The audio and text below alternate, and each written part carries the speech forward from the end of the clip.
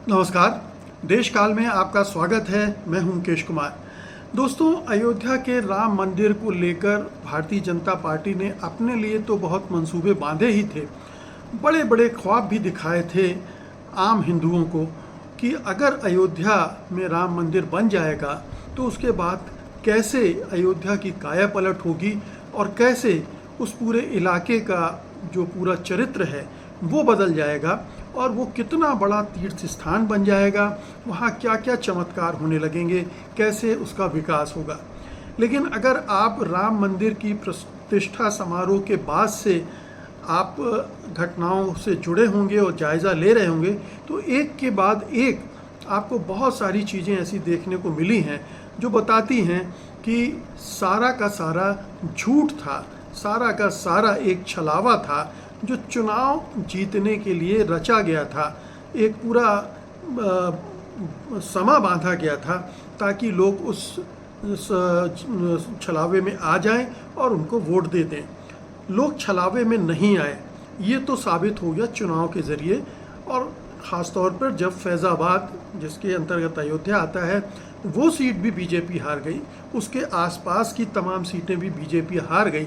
तो ये तो एक तय हो गया कि बीजेपी को राम मंदिर के इस पूरे अभियान से इस चुनाव में, हालांकि पहले उसको बहुत फ़ायदा होता रहा है, लेकिन इस चुनाव में जिस लाभ की उम्मीद की थी वो उसको नहीं हुआ है। लेकिन सवाल उठता है कि जो अयोध्या वासियों की जो उम्मीदें जगाई गई थी, क्या वो पूरी हुई हैं, या जो बृहत्तर हिंदू समाज को जो सब्ज़ बाग दिखाए गए थे, क्या वो पूरे हो रहे हैं। देखिए, ताज़ा खबर से मैं शुरू करूंगा। ताज़ा खबर ये है कि बहुत शहरों से अयोध्या के लिए जो विमान सेवाएं थी वो रोक दी गई हैं, वो बंद कर दी गई हैं। आपको याद होगा कि जब राम मंदिर की प्रतिष्ठा समारोह था तो उस समय इसकी बड़ी चर्चा थी कि वहाँ एक हवाई अड्डा, अंतर्राष्ट्रीय हवाई अड्डा बनाया गया है और उसका नाम भी महर्षि वाल्मीकि अंतर्राष्ट्रीय हवाई अड्डा रखा गया था जानबूझकर कि ताकि वाल्मीकि समाज या दलित समाज को भी इस बहाने एक सिंबॉलिक अटैचमेंट हो जाए। और ये दावा किया गया कि उस दौरान 22 शहरों से हवाई जहाज उड़कर आए, यात्रियों को लेकर आए और दर्शन का सिलसिला शुरू हो गया। ये भी कहा गया कि वहाँ से जल्दी ही अंतर्राष्ट्रीय हवाई अड्डा, अंतर्राष्ट्रीय उड़ानें भी शुरू होंगी, जो कि कभी शुरू नहीं हुई। तो एक तो इसको अयोध्या के लिए बड़ी अचीवमेंट के तौर पर पेश किया गया था। लेकिन आज क्या स्थिति है? आज स्थिति ये है कि जो 22 शहरों से उड़ानें शुरू हुई थी उनमें से कम 13 शहरों से उड़ानें बंद हो गई हैं। और बंद क्यों हुई हैं? क्योंकि अब यात्री आना ही नहीं चाहते हवाई मार्ग से अयोध्या। आप समझ सकते हैं कि भारतीय जो लोग हैं, चाहे हिंदू हों या किसी और धर्म के हों, वो आर्थिक रूप से इतने सक्षम नहीं। एक छोटा वर्ग है जो हवाई सेवाओं का उपयोग करता है और वो उसने पहले 2-4 महीने में ही उन सेवाओं का उपयोग करके जो दर्शन वगैरह करने थे वो कर लिए। ज़्यादातर तो ट्रेन से जाएंगे, ट्रेन से सफ़र करेंगे, क्योंकि हवाई यात्रा काफ़ी महंगी पड़ती है। तो ये एक फ़र्क नहीं सोचा गया और ये सपना दिखाया गया। अब जब 22 में से 13 शहरों से उड़ानें बंद हो चुकी हैं और ये कहा जा रहा है कि उन्हें इतने यात्री ही नहीं मिल रहे हैं कि वो हवाई सेवाएं जारी रख सकें, तो बाकी शहरों का क्या होगा? धीरे धीरे बाकी शहरों से भी उड़ानें बंद हो जाएंगी और हो सकता है कि मुश्किल से 2-4 शहरों से उड़ानें वहाँ कंटिन्यू करें, सरकार प्रायोजित कुछ चलता रहे जिसकी वजह से उस हवाई अड्डे का कुछ थोड़ा बहुत इस्तेमाल होता रहे। लेकिन ऐसा नहीं लगता कि अब वो कोई एक ऐसा बड़ा धार्मिक स्थल बन जाएगा जिससे यात्रियों की, हवाई यात्रियों की आवाजाही वहाँ बढ़ जाएगी और एक बड़ा केंद्र बन जाएगा। तो एक तो ये लेटेस्ट है। लेकिन आपने कुछ ही दिन पहले खबर सुनी होगी कि अयोध्या में जो लाइट्स लगाई गई थी, पिछले 2 महीने के अंदर 50 लाख की लाइट्स चोरी हो गई और ये प्रशासन के देखते देखते हुआ। 2 महीने बाद एक FIR दर्ज कराई गई कि ये लाइट्स चोरी हुई हैं, अब उसकी जांच पड़ताल शुरू हो रही है।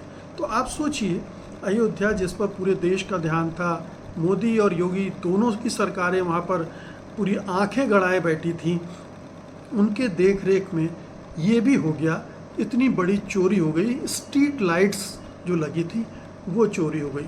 उसके पहले आपने सुना ही था कि किस तरह से बारिश में जो राम पथ था वो धंस गया था जगह जगह पर। तो वो करप्शन अपने आप आपके सामने आ चुका है। राम मंदिर से पानी चू रहा था, ये हमने देखा है।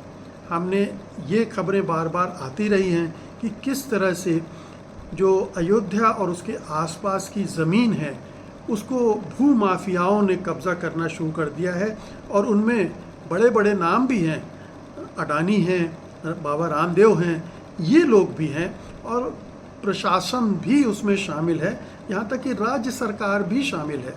तो आप देखिए कि अयोध्या के प्रोजेक्ट को एक करप्शन का प्रोजेक्ट भी बना दिया गया, और एक झूठ और छलावे का प्रोजेक्ट कि अयोध्या वासियों को भी छला गया कि एक बड़ा तीर्थ स्थल बनेगा तो दुनिया भर से लोग आएंगे, आपको कामकाज मिलेगा, रोज़गार मिलेगा, वगैरह वगैरह। लेकिन जो स्थानीय लोग हैं वो बता रहे हैं कि हमें तो कुछ नहीं मिला, जो भी ठेके वेके मिले हैं वो गुजराती कंपनियों को मिले हैं।